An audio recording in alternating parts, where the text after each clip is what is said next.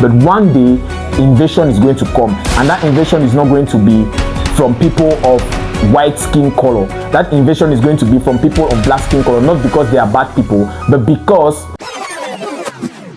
So actually, we did face some technical issues during the post-marathon interview, but because our partners are very important people, I mean, we love our partners, and they gave us a lot of trust, and we respect that trust. So we had to do this. We had to talk about them, and we had to showcase to the whole world what we did together. So this is it.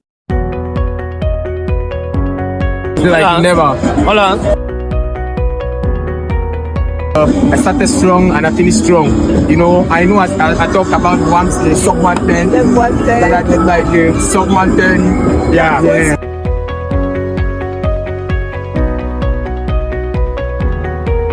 So we are here. The question was all about what's up with all these companies and stuff. This is just basically an OI t-shirt for the marathon event, and in conjunction to that, OI decides to pay tribute to all of the companies that has trusted it.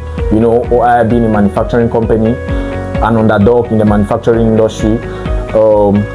These guys trusted us in a place where, I mean, trust is difficult to give, you know. So yeah, as I was saying, we have Alpha Beta Records. We did the whole Salatiel merch for Africa represented. This is one of the accessories for the album release and stuff like that. So you can go back to his page and check. I don't know. Yeah, we have Orange. Told you we do their futsal jerseys and stuffs. Yeah, right here we have the Orange futsal jerseys. And what's most interesting about it is that they are winning trophies. So with OII jerseys, I mean, you win trophies. And thereafter we have Rig Repairs International. I mean, Rig Repairs International, a big hand in the oil and gas industry. I know they do a little bit of marine supply equipment, and they also do a lot of piping maintenance, aquatic piping maintenance, and they do, as the name goes, rig repairs. They also repair, they support pipes for rigs. I mean, all rigs are these platforms you see on the high seas that do the extraction of crude oil and stuff like that. So these people, they really know what they are doing. I told you they know what they are doing, and we're doing amazing things for them. For example, we have this is for rig repairs, this is for their divers. Yeah, and we have this, which is kind of like for their welding technicians, because they also do a lot of underwater welding. You know, when you have rust eating up your underwater piping systems and stuff like that. You know, these people with heavy duty companies on the high sea, they understand what I'm talking about. So they do underwater welding, and this is actually a water retardant, a fire retardant fabric. Like it doesn't go on flame, you know what I mean? The professionals of the domain know what I'm talking about. So OI company is able to source this fabric. See what I'm saying? Yeah, so we have Rig Repairs. They know exactly what they are doing. They are extremely good at what they are doing, and they have a great boss. They have a great team, and the employees, one thing you need to know is that when the employees love their boss, the productivity is high. And I can tell you that at Rig Repairs, the employees love their boss. I've been there, I've been at the base, and I've been opportune to experience the whole harmony and stuff like that. I know that in the business world, when the employees love the mantra is, when the employee loves their boss, it means things are about to go wrong. But at Rig Repairs, man, Rig Repairs is just that exception. You see what I'm saying? Like, they love their boss and the productivity is great and everything. Now we have Poise Social, man, the Thanos of web info in Cameroon. Poise Social, the Thanos of web info in Cameroon. That's basically what they are. You know, they snapped some moments ago, they disappeared, and they snapped and they just reappeared again. So I mean, you should check them out on Facebook. Poise Social, they are the Thanos of web info in Cameroon. You know what I mean?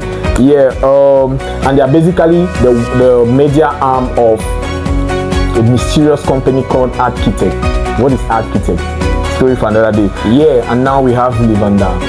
Yeah, Livanda, as you all know, Livanda is our Southwest baby. So what's Livanda? Livanda is basically a football organization which also has a team or an academy that is situated in the Southwest, and they are also involved in one of the Southwest local leagues.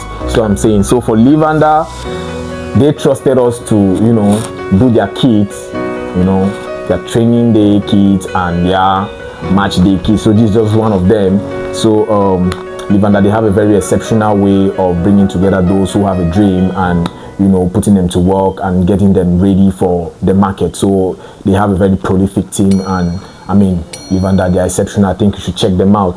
And thereafter, we have ZMAT. ZMAT is basically a cleaning company, you know, your office, for your offices, for your homes, you know, guys who do not really have the time to do it by themselves. ZMAT is there for you. And what's interesting is that they are new in the game. We are not going to behave like they are the big dogs. No, they are the underdogs actually. And you know one thing with the underdogs, they are always very ready to put in their best to gain market share. So ZMAT, you should check them out. I mean, I don't have anything for ZMAT here, but I mean, we do their whole work suits and their whole work attire. We have Chivita. Oh yeah, Chivita. Yeah, Chivita is just basically my choice of natural juice, you know. I'm not done anything for them, but I just like them, and I feel like since I'm a walking billboard, I mean, I should promote what I consume. The same with Opu, you know. Opu is what I consume, you know. I'm a walking billboard, and I'm a proud 21-kilometer marathon finisher. So I'm a walking billboard. I'm cool, you know. So I like to, you know, show off with what I consume, you know.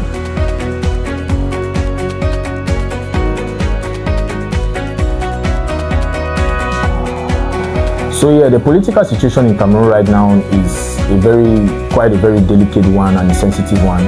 But and a lot can be said, and I don't really want to go into the intricacies and all the details that it could entail. But right now, I would like to really emphasize or highlight something which is quite pertinent. If you look at the level of globalization right now in the world, it's really at an all-time high, and a lot of our African counterparts are really leveraging this globalization at very high levels.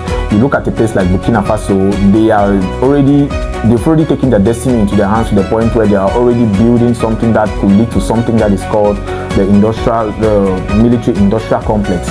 It is true, right now, their results are kind of like the iPhone 3G, but I bet you in a couple of years that those results are going to become like the iPhone 17 or the iPhone 15. And at that time, where are we going to be? Because right now we are focusing a lot of our energy into the infightings and the tribalisms, the Bamilekes, the this, the Douala, the this, the that, which is really, really not necessary if we really want to survive as a nation, as a people. You get what I'm saying? So I think that it's really high time we come together and our leaders understand that we need to build.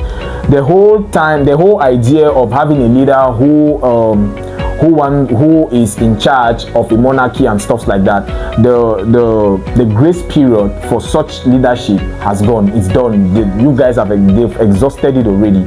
So I think that we are actually in an era where you have to build if you have to survive, because other people are building and they are consolidating power. Rwanda right now, they are very good at drones. Rwanda is very good at drones. You have Kenya who is doing amazing things. You have even Ethiopia who has great innovations or great news coming from them, like they've collapsed their international debt to like 80%. That's a debt that was never up to $50 billion. They've collapsed it to about 80%. So Cameroon, what are we really doing? What are we doing for ourselves? I think our leaders need to understand that we need to build, and we don't have to build just because the people are asking that we build. We need to build because it is necessary for our survival.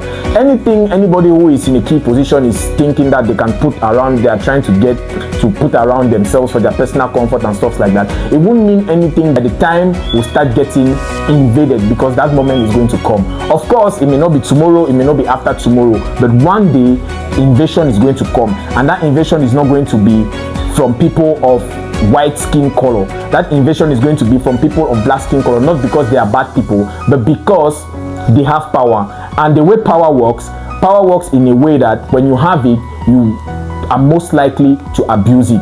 And a lot of our black neighbors right now, they are building power, and when they will have it, and when they will get to the stage where they may have to abuse it, the weak ones, the people, the unprepared ones are going to be those who are going to suffer those consequences. So I think that we need to wake up, we need to come together, we need to see true value in building our nation, and we need to get things done. God bless us, God bless Cameroon. I mean,